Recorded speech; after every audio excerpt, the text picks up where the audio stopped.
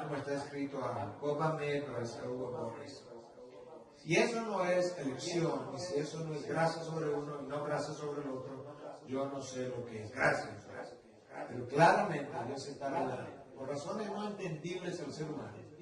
A Jacob yo amé, a Esaú yo aborrecí. El texto continúa y dice, ¿qué diremos entonces? Si eso es como es, ¿qué diremos? ¿Que hay justicia en Dios? De ningún modo, porque Él dice a Moisés, tendré misericordia del que yo tenga misericordia, tendré compasión del que yo tenga compasión. Así que no depende del que quiere ni del que corre, sino de Dios que tiene misericordia. Porque la Escritura dice a Faraón, a este mismo te he levantado para demostrar mi poder en ti, para que mi nombre sea proclamado por toda la tierra. Así que el que quiere tiene misericordia y al que quiere endurece.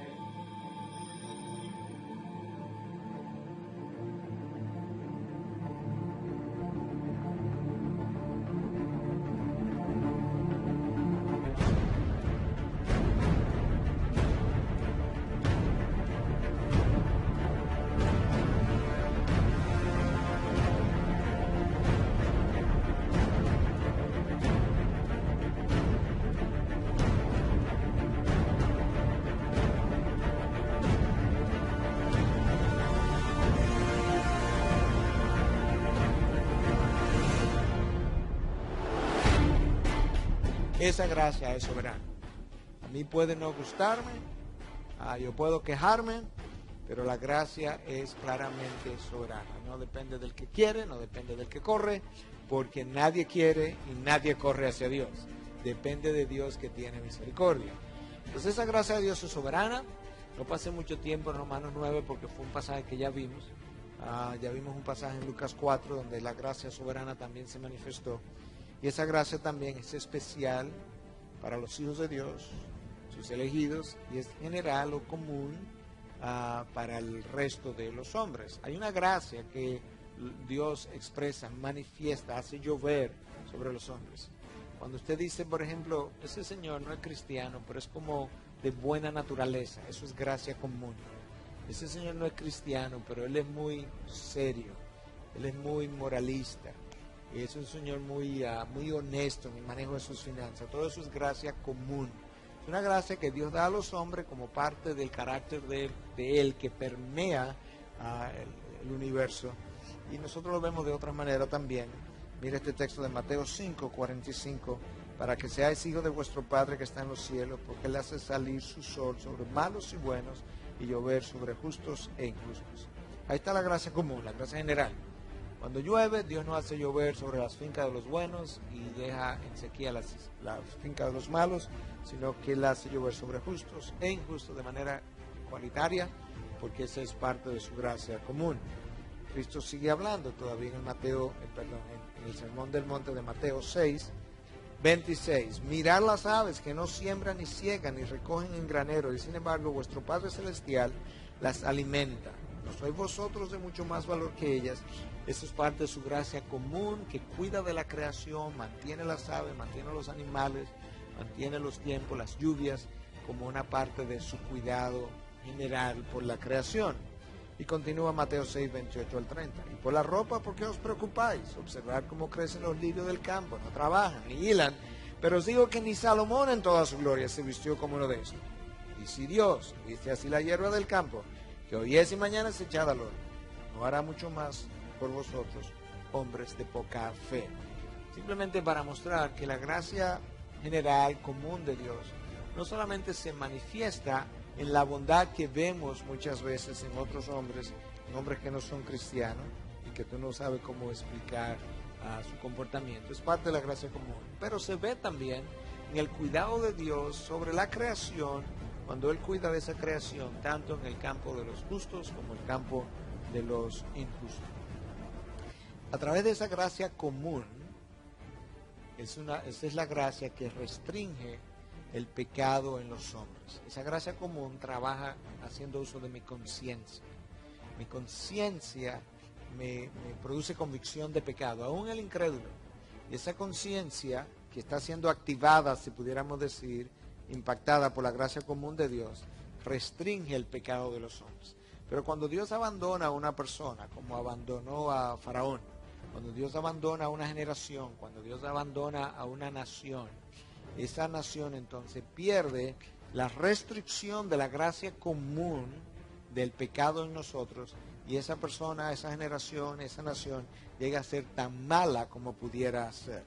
Para los hijos de Dios, su gracia especial entonces es la que muchas veces nos guarda de pecar, a veces quitándonos la tentación del medio, otras veces dándonos la resistencia o la fuerza para resistir la tentación, pero Él es quien me guarda de pecar. Tuve la gracia común también actuando, haciendo uso de la conciencia en incrédulos, en este texto que Pablo usa cuando le escribe a los Romanos, capítulo 2, versículos 14 y 15. Porque cuando los gentiles, que no tienen la ley, cumplen por instinto los dictados de la ley, ellos, no teniendo la ley, son una ley para sí mismos, ya que muestran la obra de la ley escrita en sus corazones, su conciencia dando testimonio y sus pensamientos acusándolos unas veces y otras defendiéndolos. Esa conciencia funciona de esa manera, frenando tanta convicción siempre y cuando la gracia de Dios esté operando. Si Dios te restringe su gracia, la conciencia entonces se desensibiliza, la conciencia es adormecida y nosotros nos vamos por el camino del mundo de mal en peor.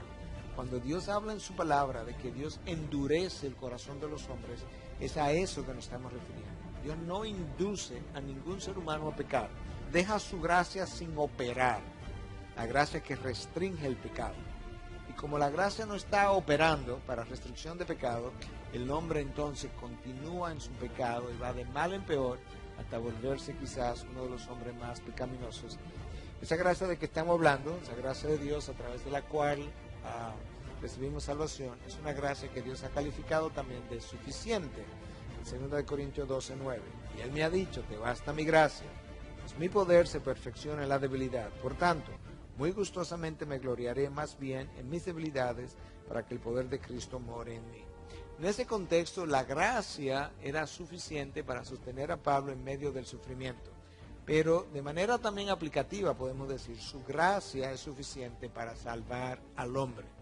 Es esa gracia suficiente que cuando es aplicada al hombre se convierte en gracia irresistible, que es la gracia que atrae al hombre a la salvación, y que el hombre no se puede resistir porque Dios lo hace de una manera tal que cambia su disposición interior al nacer de nuevo, y él ahora tiene el deseo de ir a Dios, de oír a Dios, de obedecer a Dios, de obedecer su palabra, y se vuelve entonces la gracia irresistible de la que hablamos. Pero es a través de esa gracia suficiente e irresistible que el hombre es salvo.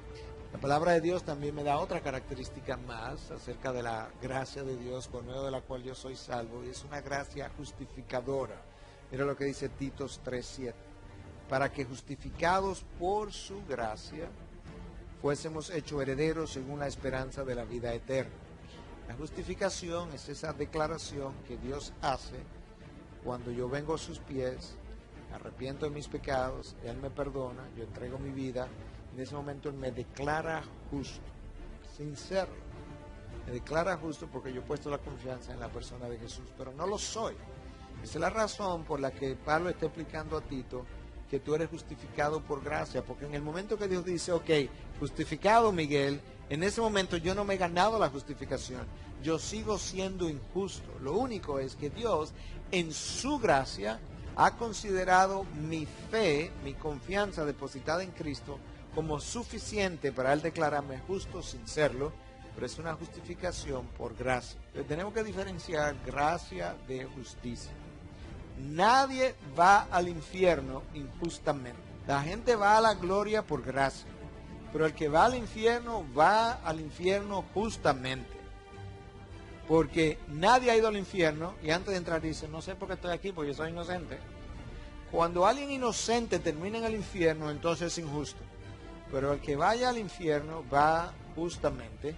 Y ahora el que vaya a la gloria tampoco puede decir, yo estoy aquí porque justamente me lo gané. No, usted está aquí por gracia. Entonces luego Pablo introduce una palabra clave que usted tiene que detenerse siempre. Pero Dios, a pesar de todo eso que nosotros éramos, ¿cómo éramos? Pero Dios, que es rico en misericordia, por causa del gran amor con que nos amó. Aun cuando estábamos muertos en nuestros delitos, nos dio vida juntamente con Cristo. Por gracia habéis sido salvados. Y con Él nos resucitó. Y con Él nos sentó en los lugares celestiales, en Cristo Jesús, a fin de poder mostrar en los siglos venideros las sobreabundantes riquezas de su gracia, por su bondad, para con nosotros, en Cristo Jesús. Porque por gracia habéis sido salvados, por medio de la fe, y esto no de vosotros, sino que es un don de Dios. La gracia es esto, la riqueza de Dios a expensa de Cristo. Las riquezas de Dios, las sobreabundantes riquezas de Dios a expensa de Cristo. Por eso que Pablo dice, por gracia sois salvos en Cristo Jesús. Él nos sentó en los lugares celestiales. Nota el tiempo pasado, nos sentó. Ya estamos, para aquellos que me preguntaban acerca de la posibilidad de perder la salvación. No, porque ya estoy sentado. Estoy sentado en los lugares celestiales. Porque Cristo está sentado en los lugares celestiales y como yo estoy en Él, cuando Él se sienta, yo estoy sentado. Entonces la motivación, de acuerdo a ese texto que yo acabo de leer, la motivación de la salvación de Dios no es nada en nosotros, no es mérito en nosotros, es básicamente esto. La misericordia del Señor, Él que es rico en misericordia, versículo 4. Por el gran amor con que nos amó, versículo 4. Por gracia soy salvo, versículo 5, versículo 7, versículo 8. Y por la bondad en Cristo Jesús. Esa frase ahí es clave. Todo lo que recibimos es en Cristo Jesús. El perdón que recibimos es en Cristo Jesús. La salvación es en Cristo Jesús. Estoy sentado en Cristo Jesús. Y eso es lo que la palabra en Cristo significa. Dios nos ama porque Él es rico en misericordia, dice Pablo. Eso es una extensión de su carácter. El ser rico en misericordia implica que Dios se duele de nosotros. El salmista dice que Dios sabe que somos polvo y al polvo volveremos y que por eso Dios se duele con nosotros. Le duele nuestra condición. Por eso Cristo lloró por Jerusalén, porque Él tuvo misericordia. Y Dios nos da las cosas que no merecemos, que no nos hemos ganado por su gracia. De manera que mi salvación es la expresión y la aplicación del carácter de Dios a mi vida, de su amor, de su misericordia y de su gracia. Por eso nosotros necesitamos conocer más a Dios a través de la doctrina y no simplemente conocer la doctrina por sí solo. Mira cómo el texto de Pablo lo dice. Estamos muertos, versículo 1, pero Dios, que es rico en misericordia. Ahí la palabra misericordia en el griego que se escribió es eleos, implica compasión. Dios tiene compasión. Es una buena palabra porque si tú la divides, compasión, como que Dios me mira con pena, pero con compasión.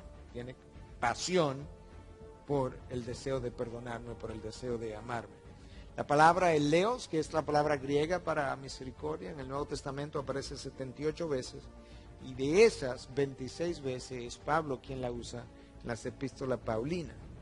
En la Sextuaginta, que fue la traducción al griego del Antiguo Testamento, del hebreo al griego del Antiguo Testamento, la palabra es traducida como Hesed. Contrasta, para ya cerrar, el carácter de los hombres, su caminar con el carácter de Dios. Estamos muertos en delitos y pecados. Versículo 1. Anduvisteis conforme al príncipe de la potestad del aire, hijo de desobediencia. Versículo 2. En las pasiones de nuestra carne, satisfaciendo los deseos de la carne y de la mente, hijos de ira. Versus las sobreabundantes riquezas de su gracia por su bondad. Pablo habla en el versículo 7 de Efesios 2. La sobreabundancia.